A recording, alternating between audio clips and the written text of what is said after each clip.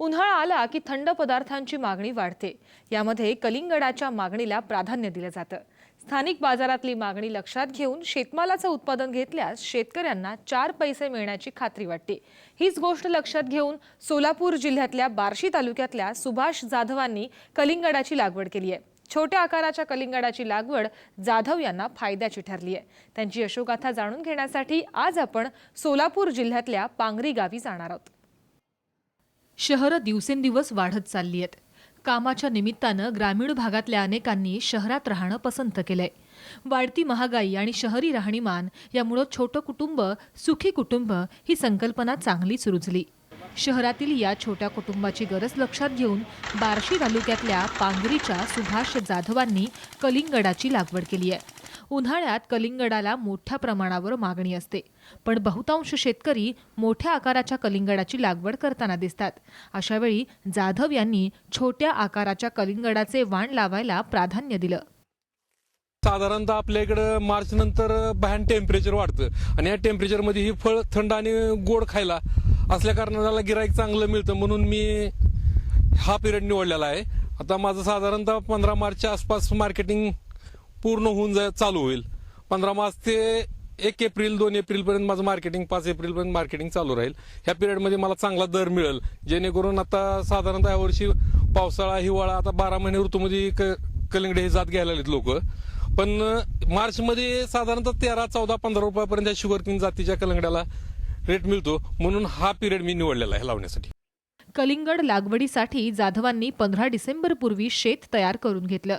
त्यानंतर sugar queen जातीच्या बियाण्यांपासून रोपं तयार केली। रोपांची लागवड करत असताना बाजारात विक्रीसाठी कलिंगड टप्प्याटप्प्यानं येतील असं नियोजन केलं। प्रत्येकी 2 एकरांची बॅच करून 8 फुटांवर मल्चिंग करून कलिंगड लागवड हाती घेतली।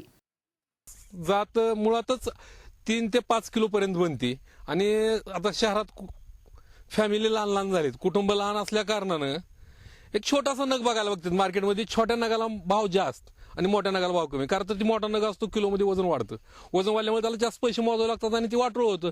फॅमिली छोटी असल्यामुळे एक छोटा नग घेतात आणि ह्याची चव त्या मोठ्यापेक्षा जरा वेगळीच आहे, त्यामुळे ह्याला मार्केट थोडंसं 2 रुपये वाढवून मिळतं। सुभाष जाधवांनी कलिंगड पिकाची यथायोग्य काळजी घेतली। पाणी देण्यासाठी ठिबकचा वापर केला, तर रासायनिक खतांचे डोस देखील पाण्यात न दिले। किडींचं नियंत्रण ठेवण्यासाठी त्यांनी कीड नियंत्रक सापळेही लावले। 6 एकरात कलिंगड लागवडीसाठी जाधव यांना एकरी 60,000 रुपयांप्रमाणे 3,60,000 रुपये खर्च आला। तयार केलं बेड वल्ले, बेडमध्ये भेसळ डोसमध्ये 1840, 1026 आणि लिंबोळी पेंड आणि मायक्रोन्यूट्रनच्या 1-2 बॅग अशा टाकून बेड तयार ओढून घेतला।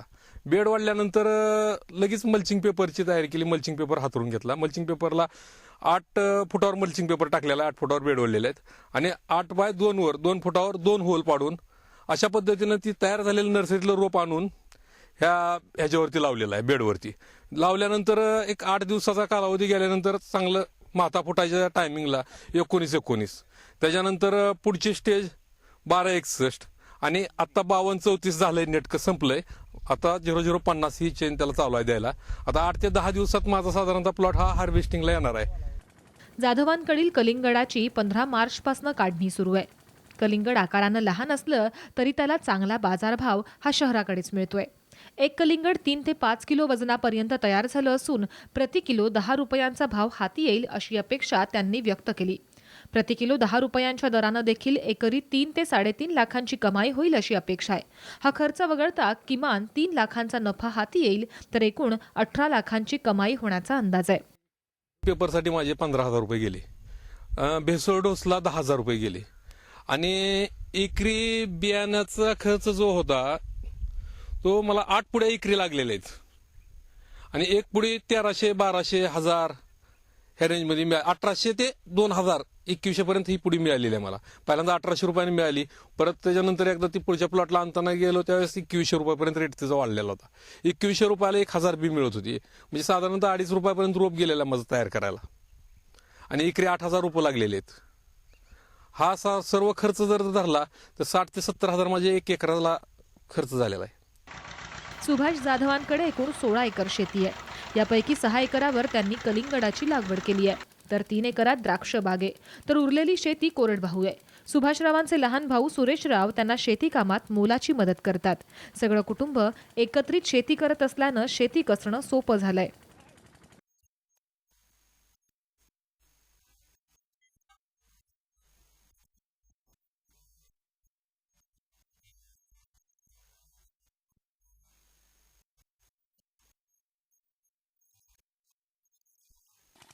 पांगरीचा परिसर हा कायम कोरडवाहू शेतीचा भाग म्हणून ओळखला जात होता.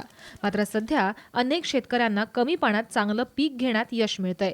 सुभाष जाधव आणि सुरेश जाधव यांनी आधुनिक पद्धतीनं केलेली शेती आणि त्यातनं मिळणारं उत्पादन पाहून त्यांच्या वडिलांनाही समाधान वाटतंय.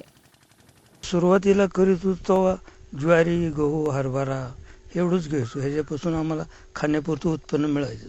ह्याच्या अतिरिक्त काही नव्हतं. विक्रीसाठी काही माल सापडत नव्हता. पण आता पोरं करण्यापासून चांगलं उत्पन्न मिळालं. मोटरा काही नव्हतं. आम्ही मोठा हाणून पाणी शेतीला देणार होतो आणि त्याच्यामुळं आम्हाला भरपूर उत्पन्न मिळत नव्हतं. चिखलात सारं पाय गुडघे इतकं चिखलात राबवायचं आणि त्याच्यामुळं काही एवढं उत्पन्न मिळत नव्हतं आम्हाला. आता मुलं शेती चांगली सुधारित मंचिक पेपर टाकून कलंगडी, खरबूज, मिरच्या चांगलं सुधारित पद्धतीत उत्पन्न मिळत येतं. महाग असं खुरपायला बायका वगैरे असलं तर ते पाठीमागं मदत करायची आपण त्यांना. मिस्टरांच्या पाठीमागं बघायचं काय आहे काय नाही ते. सुभाष जाधवांना कलिंगडाच्या पिकाचं यशस्वी उत्पादन घेण्यासाठी कृषी अधिकाऱ्यांचं मोठं सहकार्य मिळतंय.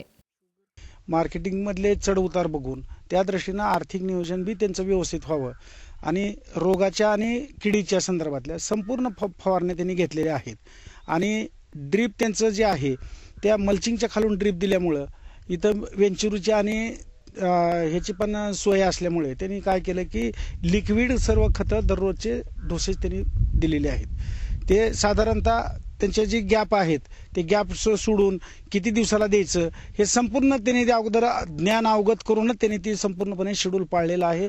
त्याप्रमाणे अत्यंत छान प्लॉट आलेला आहे तो. बाजारात कलिंगडाचं उत्पादन जास्त झालं की त्याचे भाव पडतात. अशा वेळी छोट्या कुटुंबाची छोट्या कलिंगडाची मागणी लक्षात घेऊन सुभाष जाधवांनी केलेला प्रयोग फायदेशीर ठरणार आहे. त्यामुळं येत्या काळात बाजारातल्या गरजा तसंच मागणी आणि पुरवठ्याच्या गणिताचा अभ्यास केल्यास शेतकऱ्यांना आर्थिक नफा कमावण्यात यश येऊ शकतं, हेच जाधव कुटुंबियानं दाखवून दिलंय. संतोष पवार सह ब्युरो रिपोर्ट, साम टीव्ही, सोलापूर.